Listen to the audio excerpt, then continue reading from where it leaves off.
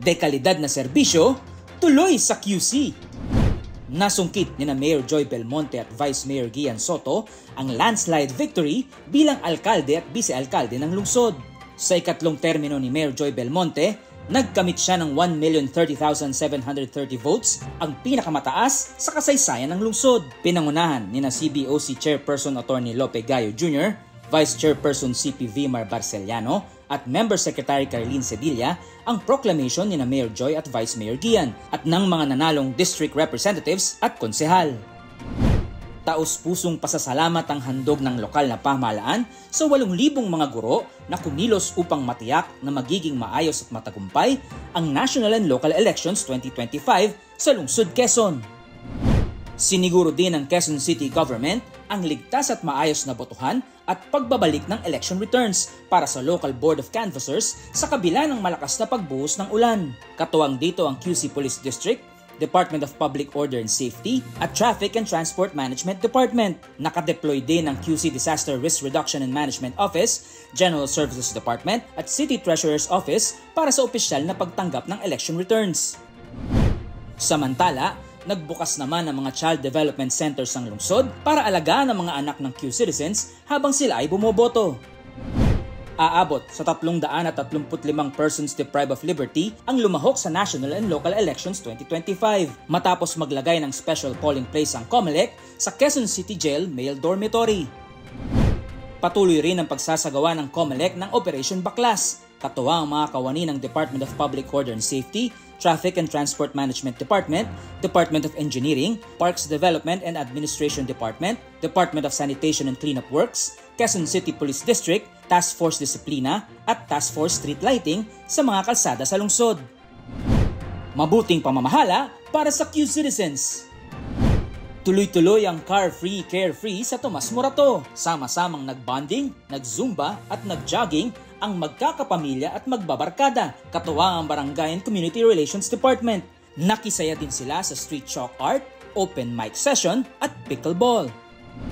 Nakipag-rakrakan ng Q citizens sa Minsan Fest 2025. Tampok ang mga OPM bands at artists tulad nila Evidancel, Itchy Worms, Mayonnaise, Clara Benin at iba pa. Hindi lang nakiindak at nakisaya ang mga Q citizens sa concert, nakiisa rin sila sa pagsusulong ng green and sustainable initiatives ng lungsod sa pamamagitan ng paggamit ng kani-kanilang tumbler. Nanawagan si Mayor Belmonte ng tuloy-tuloy na pakikipagtulungan at tiwala ng mga HOA sa lokal na pamahalaan sa ginanap na Subdivision Homeowners Associations Forum na pinangasiwaan ng City Planning and Development Department.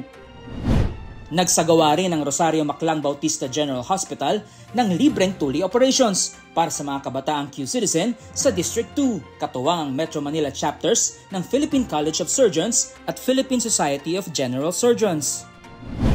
Iba-ibang aktibidad ang hatid ng Quezon City Public Library sa unang anibersaryo ng kanilang book mobile at pop-up library sa Quezon Memorial Circle. Bukod sa storytelling at puppet show, may face painting, photo booth, educational games at book fair pa. Matatagpuan sa QMC Playground ang book mobile ng QCPL tuwing Sabado mula 9 a.m. hanggang 12 noon.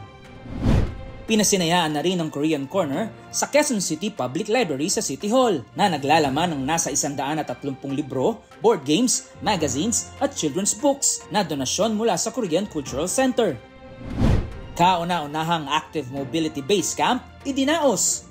Pinangunahan ng pamahalaang lungsod, katuwang ang Ford Philanthropy, Watson Institute, Bike School Asia, Move as One Coalition at Active Transport Divisions ng mga lungsod sa Metro Manila ang workshop para mapalawig pa ang kaalaman ng mga dumalo sa bike maintenance at isulong ang active mobility. Every donor is a life changer. Umabot sa higit 50 blood donors ang nakiisa sa Beyond Limits, PWD's Giving the Gift of Life, isang bloodletting activity ng QC Persons with Disability Affairs Office at Sericare Philippines Incorporated. Mapupunta ang mga nalikom na mga dugo sa National Children's Hospital para sa mga batang may thalassemia, isang genetic blood disorder.